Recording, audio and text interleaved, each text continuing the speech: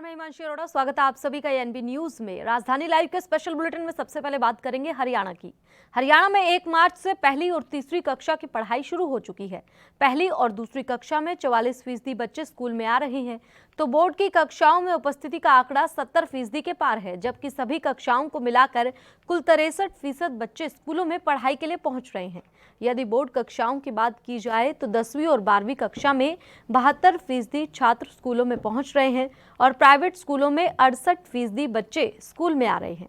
स्कूलों में हर रोज बच्चों का टेम्परेचर चेक किया जा रहा है, जिस दौरान 2154 बच्चे ऐसे मिले जिनका तापमान सामान्य से ज्यादा था। ऐसी स्थिति में बच्चों को स्कूल में जाने नहीं दिया गया, बल्कि बाहर से ही घर भेज दिया गया। इसके साथ ही बच्चों को घर ही ऑनलाइन पढ़ाई करने का विकल्प दिया गया है, परंतु उन्हें स्कूल में मोबाइल लाने की छूट नहीं दी गई है। ये तमाम बिंदु शिक्षा मंत्री कंवरपाल के समक्ष रखे गए।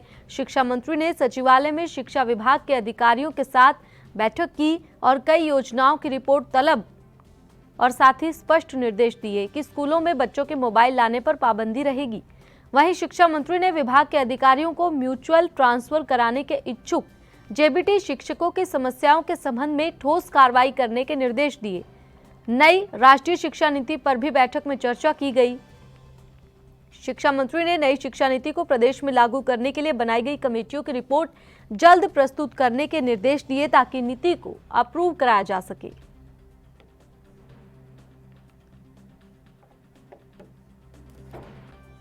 इस पर जो पहली और दूसरी के बच्चे हैं वो 44% बच्चे इस टाइम हमारे पास आ रहे हैं, और जो हमारी बोर्ड की क्लासें हैं 10वीं और 12वीं, उसमें 72% बच्चे हमारे पास आ रहे हैं। टोटल हमारे पास अगर देखो औसत लगाओ तो 63% बच्चे आज की तारीख में हमारे पास स्कूल में, सरकारी स्कूल में आ रहे। और जो प्राइवेट स्कूल हैं उनमें 68% बच्चे आज की तारीख में स्कूल में आ रहे। कुछ स्कूलों में जिस प्रकार से हमने पहले से उसका टेम्परेचर हम चेक कर रहे हैं, अगर कहीं इस प्रकार की कुछ घटनाएं आपके सामने भी आई होंगी कि कुछ बच्चों का टेम्परेचर कुछ ज्यादा था, लेकिन वो बच्चे स्कूल में अंदर नहीं जाने दिए। हमने बाहर से ही बच्चे चेक किए और बाहर से। अभिषेक जुड़ गए हैं। अभिषेक, आपसे जानना चाहेंगे, शिक्षा मंत्री ने अधिकारियों के साथ बैठक की है, किन किन मुख्य बिंदुओं पर चर्चा की गई? बिल्कुल, देखिए शिक्षा मंत्री जो है अपने विभाग से जुड़े अधिकारियों के साथ बैठक की और उस बैठक में कई जो अहम मुद्दों पर चर्चा हुई, जैसे कि म्यूचुअल ट्रांसफर जो है टीचरों का, उसको लेकर चर्चा हुई। नई शिक्षा नीति जो है उसके लिए लागू करने के लिए कमेटियां जो गठित की गई है उनके बारे में जानने की कोशिश की। किस तरह ये लागू हो, फीडबैक उस बारे में ली गई। तो इस तरह की जो बड़े कई विषय थे उनको लेकर जो है शिक्षा मंत्री ने अपने विभाग के अधिकारियों के साथ बैठक की। वही जो स्कूल अब खुल चुके हैं उनके बारे में भी उन्होंने फीडबैक लिया गया, किस तरह जो अब लंबे अरसे के बाद जो स्कूल खोले गए हैं उसमें किस तरह स्टूडेंट की उपस्थिति है, कितने प्रतिशत स्टूडेंट्स की उपस्थिति है। इस बार ऐसे तमाम कई अन्य जो मुद्दे थे जिनको लेकर शिक्षा मंत्री ने अपने विभाग के जो अधिकारियों उनके साथ जो है बैठक कर चर्चा की। जेबीटी शिक्षकों की समस्याओं के बारे में भी चर्चा की गई, उसके बारे में विस्तार से बताइए।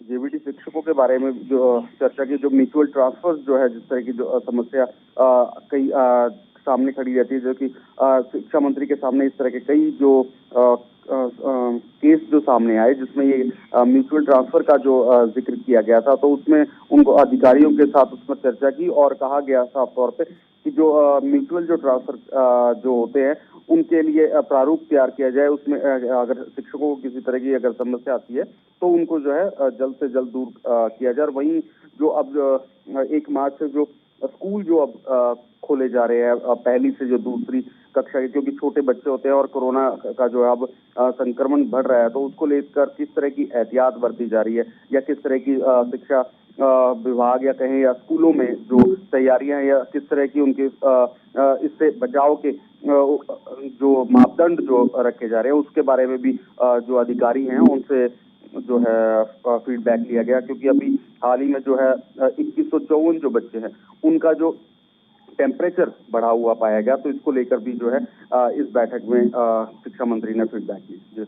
नई राष्ट्रीय शिक्षा नीति के बारे में शिक्षा मंत्री ने क्या कुछ बताया और इसको लेकर क्या कुछ निर्देश दिए?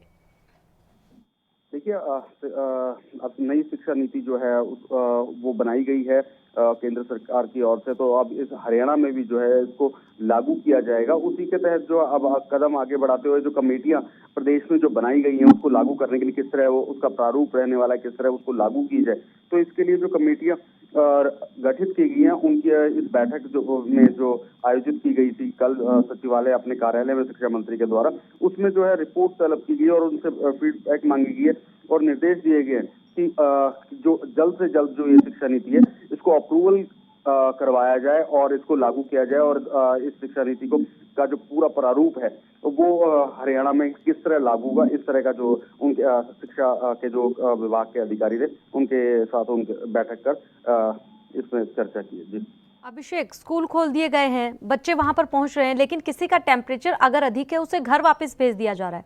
उस बारे में अभिभावकों की क्या कुछ प्रतिक्रिया आई है, क्योंकि इससे बच्चों की पढ़ाई का नुकसान तो होगा ही।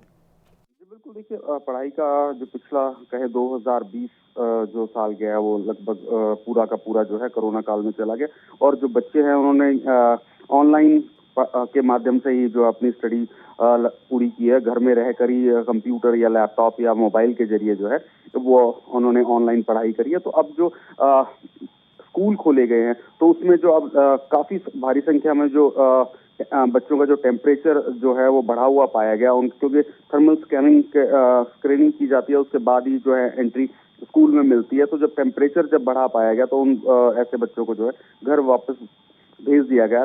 हालांकि उनको ये जरूर कहा गया कि आपकी जो पढ़ाई है ऑनलाइन जारी रहेगी। तो अब जो उनके जो पेरेंट्स हैं या जो उनके पेरेंट्स का साफ तौर पे ये कहना है कि जो पहले भी ऑनलाइन पढ़ाई ही जारी थी और अब उन्होंने स्कूल जब भेजा तो बच्चों का जो टेम्परेचर जो बढ़ने के कारण उनको घर वापस कर दिया है। जब तक इनका टेम्परेचर लेवल सही नहीं होता, इनका जो बिल्कुल स्वस्थ नहीं होते हैं, तब तक जो है ऑनलाइन पढ़ाई घर में रहकर ही करवाई जाएगी। और अब 1 मार्च से जो है पहली से दूसरी के जो है स्कूल खोल दिए गए हैं। तो वहीं अब उन जिसमें उपस्थिति 44% की जो है दर्ज की गई, वहीं जो बोर्ड की क्लासें हैं उसमें लगभग जो है 72% जो स्टूडेंट्स हैं वो स्कूल पहुंच रहे हैं। तो इस तरह की जो अब शिक्षा विभाग ने व्यवस्था करी है कि किसी भी तरह का जो टेम्परेचर अगर बढ़ा हुआ पाया जाता है किसी भी बच्चे में या टीचर में तो उनको वापस घर भेजा जाएगा और बच्चों की जो है ऑनलाइन पढ़ाई जारी रहेगी। और वहीं जो है स्कूल में जो मोबाइल फोन जो है वो लाने पर पाबंदी शिक्षा विभाग की ओर से लगाई गई कि स्कूलों में जो है मोबाइल स्कूल में मोबाइल लाने पर प्रतिबंध लगाया गया। तो क्या ऐसे मामले सामने आए थे कि बच्चे स्कूल में मोबाइल लेकर आ रहे हैं, और अगर लेकर आ रहे हैं तो ऐसा क्यों? जो अभी कुछ लंबे समय से जो है ऑनलाइन पढ़ाई जारी थी तो उसी पर मोबाइल पर ही जो बच्चे थे वो पढ़ाई कर रहे थे। तो इसको देखते हुए जो मोबाइल है जो स्कूलों में बच्चों के द्वारा कोई इस तरह की जानकारी मिली कि बच्चों द्वारा जो है मोबाइल स्कूल में लाए जा रहे थे, तो उसी को देखते हुए ये अब स्कूल की तरफ से ये कहा गया है कि किसी भी बच्चे को जो है जो मोबाइल फोन है वो स्कूल में नहीं लाने दिया जाएगा।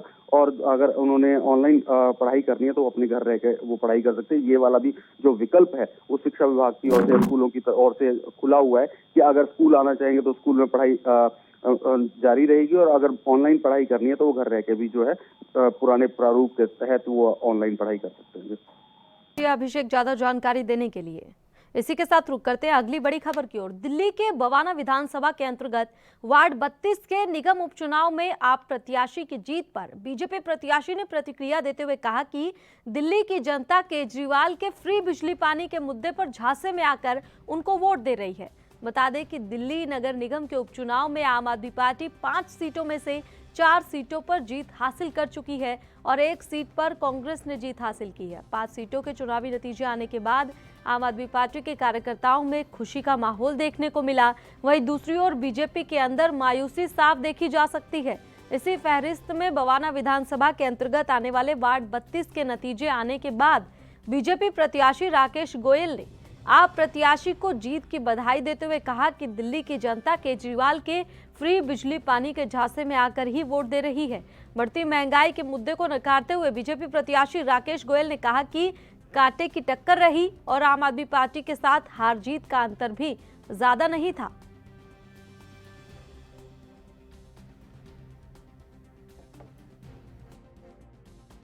में हमने बड़ी अच्छी फाइट करी है और मेरे सामने रामचंद्र जी लड़ रहे थे और ज़्यादा वोटों के डिफरेंस है, क्योंकि 1500 वोटों की हार जीत का डिफरेंस रहा, लेकिन जनता के सहयोग रहा हमारे साथ। बड़ी अच्छी फाइट थी हमने और आगे प्रयास करेंगे हम थोड़ा और पहले भी इलेक्शन लिया था, आपकी बारी ने क्या मुद्दा बना जो बीजेपी का, या महंगाई के कारण बीजेपी आ रही है? फ्री या महंगा जैसे तेल का फ्री गैस का रेट? तेल गैस कुछ नहीं, फ्री के लालच में जो ये फ्री पानी वानी कुछ आता वाता है नहीं, कि जनता फ्री के चक्कर में थोड़ी सी और आदमी रहते हैं हमारे यहाँ पे हिरोनी शाहबाद डेयरी के अंदर, तो इस वजह से।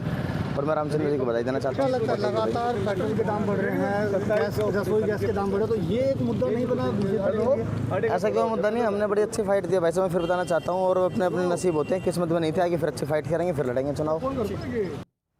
और ज्यादा जानकारी देने के लिए संवाददाता राजीव हमारे साथ लाइव जुड़ गए हैं। राजीव, आपसे जानना चाहेंगे क्या कुछ कहा बीजेपी ने हार के बाद, विस्तार से बताइए। देखिए बिल्कुल भाई, जिस तरीके से भाजपा को उम्मीद नहीं थी कि 5 सीटों पे से उनके पास एक भी सीट नहीं आएगी, मगर जिस तरीके से आम आदमी पार्टी ने अपना परचम लहराया और 5 में से 4 सीट वो हासिल कर पाए, और कहीं ना कहीं जो बवाना विधानसभा के जो प्रत्याशी थे भाजपा के, उन्होंने इसे मुबारकबाद जरूर दी आम आदमी पार्टी को, मगर कहीं ना कहीं ये भी साफ कह दिया उन्होंने कि कहीं ना कहीं जनता जो है वो गुमराह हुई है, क्योंकि आम आदमी पार्टी जो बिजली पानी फ्री दे रही है उसकी वजह से उनको जीत मिली है, ना कि जो धरातल की जो बात है, यानी कि धरातल पर जो उन्होंने काम किए हैं वो बिल्कुल नहीं किए हैं। सिर्फ बिजली पानी के मुद्दे पर ही जनता ने उनको वोट दिया है। मगर कहीं ना कहीं ये भी कहा है, जिस तरह से हमने उनसे पूछा कि आप ये बताइए कि जो बिजली पानी की जो आपने तो कह दिया फ्री है ये, मगर जो महंगाई बढ़ रही है, पेट्रोल कंपनियां लगातार तेल बढ़ा रही, तेल के दाम बढ़ा रही है, उससे कहीं ना कहीं और ज्यादा चीजों पर फर्क पड़ रहा है। तो क्या वो मुद्दे नहीं है? उन्होंने साफ साफ कह दिया उन्होंने कि उसके बारे में कि महंगाई कोई भी नहीं बढ़ी है, सिर्फ तेल कंपनियों ने पैसे के हिसाब से दाम बढ़ाए हैं, और कहीं ना कहीं जनता को इतना बड़ा कोई नुकसान नहीं हुआ है। मगर जिस तरीके से बिजली पानी के जो मुद्दे थे, सिर्फ उन्हीं को मद्देनजर रखते हुए आम आदमी पार्टी को वोट मिले हैं। मगर आने वाले समय के अंदर जो निगम के अंदर 272 सीटों पर चुनाव होंगे, उस पर साफ जाहिर होगा कहीं ना कहीं भाजपा बढ़त बनाएगी। जी राजीव, हर बार जब भी कोई भी पार्टी हारती है और आम आदमी पार्टी जीतती है तो यही मुद्दा उठा लिया जाता है कि फ्री बिजली पानी देने की वजह से ही आम आदमी पार्टी जीत रही है। तो अगर इतना ही भरोसा है कि केवल मात्र फ्री बिजली पानी देने से जीत रही है, तो फिर अपने राज्य में फ्री बिजली पानी देकर क्यों नहीं देख लेते? वहां पर सरकार बनती है या नहीं बनती?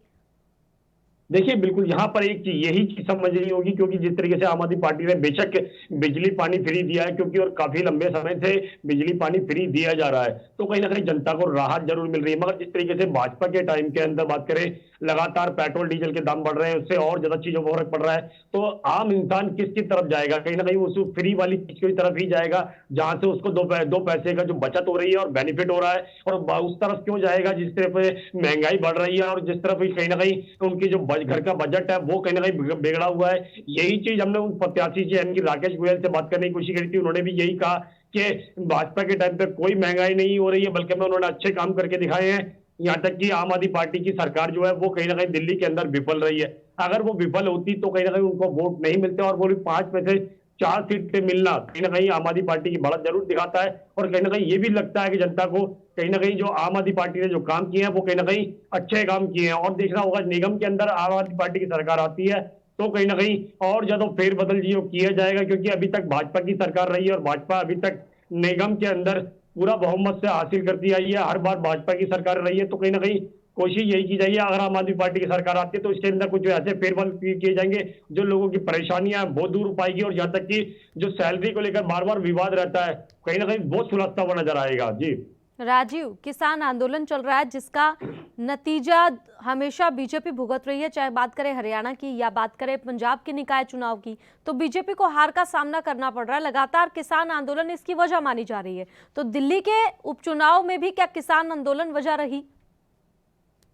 देखिए यहाँ पर एक चीज समझनी होगी, बिल्कुल जिस तरीके से किसानों की जो मांग थी क्या कृषि कानून को वापस कराना है, और जितना लंबा समय उनको आंदोलन को चला है, तो कहीं ना कहीं उसका असर आम जनता के ऊपर पड़ा है। और कहीं ना कहीं जो भाजपा की छवि थी वो भी बिगड़ गई, और कहीं ना कहीं उस बिगड़नी हुई छवि को भाजपा ने सुधारने की जगह पर बल्कि में किसानों को इसी तरीके से छोड़ दिया कि आप अब बैठे रहिए, आपके जितना चाहे वैसे समझ लीजिए, मगर कृषि कानून वापस नहीं होगा। जिस तरीके से अड़ियल रवैया जो भाजपा ने दिखाया वो कहीं ना कहीं उनकी हार का कारण रहा है। और जिस तरीके से और राज्यों की बात करें, जहां पर पंजाब के अंदर निगम के चुनाव थे, वहां पर भी कहीं ना कहीं भाजपा को हार का सामना करना पड़ा। गुजरात के अंदर भी आम आदमी पार्टी की बढ़त मिली और कहीं ना कहीं भाजपा को नुकसान हुआ। मगर कहीं ना कहीं आने वाले समय के अंदर और ज्यादा नुकसान हो सकता है, भाजपा को यह समझना होगा। क्योंकि जिस तरीके से पश्चिम बंगाल के अंदर भी चुनाव है और किसानों की तरफ से वहां पर जाकर महापंचायत की जाएगी और लगातार जनता को समझाया जाएगा कि सरकार किस तरीके का रवैया अपना रही है। और कहीं ना कहीं किसान जो है वो दिल्ली की सीमाओं पर लगभग 3 महीने से ज्यादा के समय के अंदर बैठी हुई है। तो कहीं ना कहीं साफ जाहिर है, कहीं ना कहीं भाजपा की मुश्किलें बनती नजर आ रही है और कहीं ना कहीं भाजपा को हार का सामना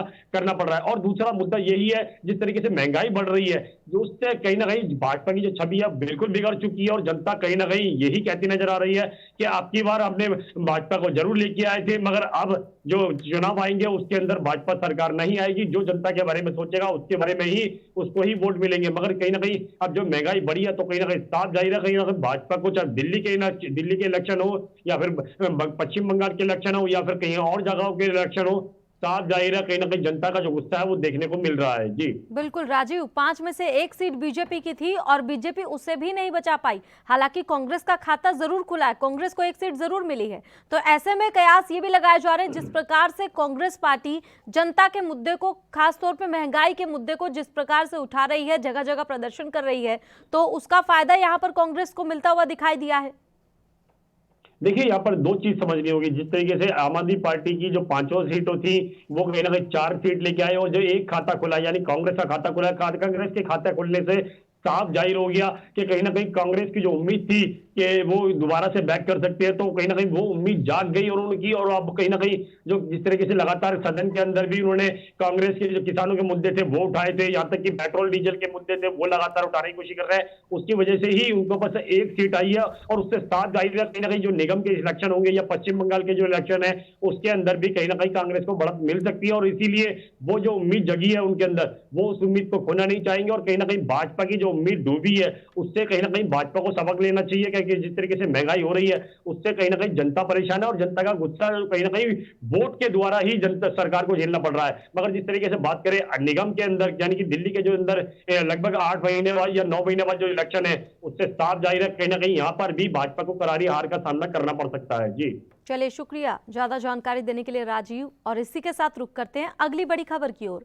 नवी मुंबई पुलिस की क्राइम ब्रांच ने एक ऐसे गिरोह का पर्दाफाश किया है जो BS4 इंजन वाली गाड़ियों के नकली दस्तावेज बनाकर उन्हें बाहर के राज्यों में बेचते थे।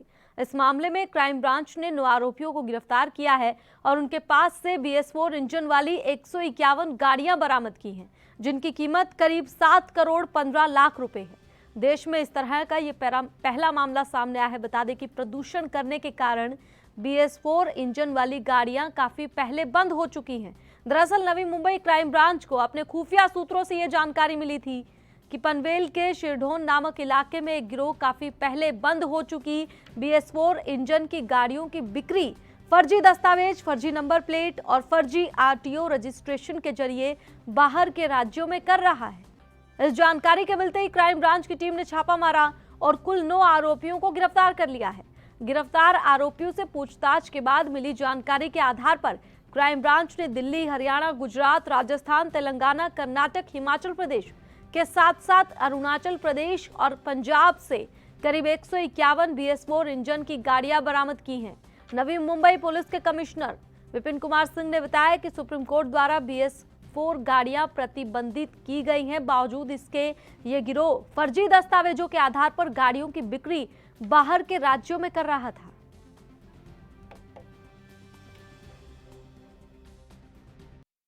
अभी देखो, इन्वेस्टिगेशन में पता लगेगा एक्चुअली जो कुछ गाड़ियाँ अरुणाचल में, हिमाचल में जो रजिस्टर हुई हैं, अब उनके सामने कौन से पेपर गए, कैसे गए, क्या गए, वो हमारे इन्वेस्टिगेशन का भाग है। और जो लोग भी इन्वॉल्व होंगे हम इसमें इन्वेस्टिगेशन में जो भी आएगा सब पे कार्रवाई करेंगे। सर, एक बात जानना चाहेंगे कि जो कहाँ से गाड़ियाँ लाई गई है जो अभी अपने पास फिलहाल जमा है? नहीं, अभी पहले बताया हमने आपको ना कि ये गुजरात, अहमदाबाद है, दिल्ली है, कर्नाटक है, कुछ महाराष्ट्र में है, हैदराबाद से, ऐसे कुछ जगह से गाड़ियाँ मिली हैं। बाकी और भी गाड़ियाँ हमको चांसेस है मिलने की। सर, आपको नहीं लगता कि वहाँ से लाने के बजाय अगर उन गाड़ियों को अगर वहीं के पुलिस थाने को सौंप दिया जाता तो पुलिस विभाग के खर्च थोड़े बच सकते थे। नहीं, ऐसा नहीं होता है, क्योंकि केस हमारा है जी हमारे यहाँ FIR हम इन्वेस्टिगेट कर रहे हैं तो हमको लाना पड़ेगा। जी और हमारे पास में इन्वेस्टिगेशन फंड वगैरह रहता है, कोई प्रॉब्लम नहीं, उसके फंड की कोई इशू नहीं है। अपनी गाड़ियों का जो डिस्पोजल है वापस अभी उसको स्क्रैप करना है, अभी कोर्ट से परमिशन लेकर के क्या करना है, जो भी लीगल प्रोसीजर है उसको हम करेंगे। जी बहुत बहुत शुक्रिया। Thank you so much.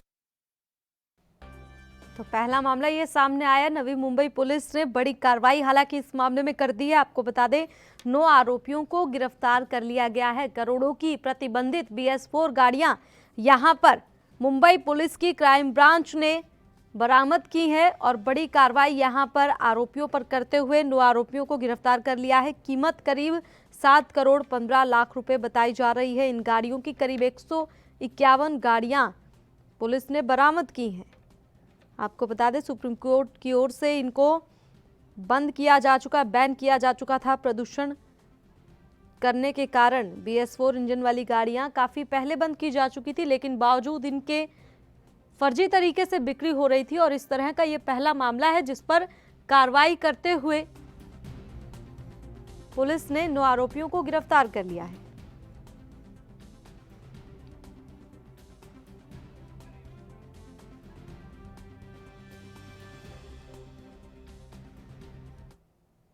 खबर पर ज्यादा जानकारी देने के लिए संवाददाता सत्यप्रकाश सोनी लाइव जुड़ गए हैं। सत्यप्रकाश, आपसे जानना चाहेंगे, पहला इस तरीके का मामला सामने आया, लेकिन पुलिस की ओर से क्या कुछ जानकारी दी जा रही है? कब से ये खेल चल रहा था? देखिए हिमांशी, 20 मार्च 2020 को सुप्रीम कोर्ट ने ऑर्डर दिया था कि BS4 इंजन की जो गाड़ियां हैं उसको बैन कर दिया जाए। उसके बाद कंपनी ने 407 गाड़ियों को ऑक्शन करके स्क्रैप में दे दिया था। अब इसके बाद जो पकड़े गए आरोपी हैं, 9 आरोपी हैं, उन्होंने स्क्रैप से गाड़ियां खरीदकर उनके फर्जी दस्तावेज बनाकर इस गाड़ियों को सस्ते दामों में बेचा करते थे। लिहाजा लोगों को ये बताते थे कि ये जो गाड़ियां हमारे पास है वो गाड़ियां पानी में डूब गई थी, इस वजह से हम इनको सस्ते में बेच रहे थे। अब जिस तरह से सुप्रीम कोर्ट की गाइडलाइन थी कि 20 मार्च के बाद ये सभी गाड़ियां नहीं रोड पे आएंगी, नहीं इसका रजिस्ट्रेशन किया जाएगा, उसके बावजूद नवी मुंबई की क्राइम ब्रांच ने इन तमाम अपराधियों को पकड़ा है, जिनके पास से करीब 151 गाड़ियां बरामद की गई है जो BS4 की चेचिस वाली है। हिमांशी, बिल्कुल सत्यप्रकाश, आपसे जानना चाहूंगी इस बारे में विस्तार से बताइए। सुप्रीम कोर्ट की ओर से इन गाड़ियों को प्रतिबंधित कर दिया गया था, बावजूद इसके ये आरोपी जो है बेच रहे थे। किन किन राज्यों में इन आरोपियों ने ये गाड़ियां बेची हैं और कितनी गाड़ियां बरामद हुई हैं? देखिए हिमांशी, सबसे पहले बता दें कि BS4 को सुप्रीम कोर्ट ने आखिर क्यों बैन किया था। सुप्रीम कोर्ट की गाइडलाइन थी कि BS4 की जो गाड़ियां हैं वो मार्केट में ज्यादा प्रदूषण फैलाती हैं, इस वजह से इसको बैन किया जाए। 20 मार्च 2020 के बाद इसको बैन किया गया था। जिस तरह से ये कंपनी ने इनको स्क्रैप में दिया था, स्क्रैप में से खरीद कर ये शख्स जो है सस्ते दामों में गाड़ी को बेचते थे। न सिर्फ मुंबई में, महाराष्ट्र, कर्नाटक, गुजरात, अहमदाबाद सहित तमाम राज्यों में इनको सस्ते दामों में बेचा जाता था। हिमांशी, खुलासा किस प्रकार हुआ इसका? देखिए, जिस तरह से ये बताया जा रहा था कि प्रदूषण को लेकर, जब भी प्रदूषण को लेकर जांच की जाती है, उस दौरान जब PUC की जांच होती है तो PUC में जो उनका पैमाना होता है, पैमाने से ज्यादा अगर ज्यादा मिलता है, ऐसे में PUC के एक पैमाना सेट किया गया है कि इसी पैमाने पर अगर गाड़ियां रहती तो मार्केट में चलाई जा सकती है, उससे ज्यादा पैमाना रहेगा तो नहीं चलाया जा सकता है। ऐसे में PUC के माध्यम से देखा जाता है कि किस गाड़ियों को मार्केट में उतारा जा सकता है, किसको नहीं। लेकिन जिस तरह से तमाम PUC की एजेंसियों ने इस तरह की शिकायत की थी कि मार्केट में ऐसी तमाम गाड़ियां हैं जो प्रदूषण फैलाती हैं, इसको लेकर जब मुंबई क्राइम ब्रांच ने जानकारी निकालना शुरू की तो मुंबई क्राइम ब्रांच को तमाम तरह की जानकारियां मिली। ऐसे में नवी मुंबई क्राइम ब्रांच में कार्रवाई करते हुए जिस तरह से नवी मुंबई क्राइम आयुक्त ने जानकारी दी कि करीब 151 गाड़ियां बरामद की गई है, जिसकी कीमत करीब 7 करोड़ 15 लाख बताई गई है। शुक्रिया ज्यादा जानकारी देने के लिए सत्यप्रकाश। तो फिलहाल राजधानी लाइव स्पेशल बुलेटिन में इतना ही। आप देखते रहे ANB न्यूज। नमस्कार।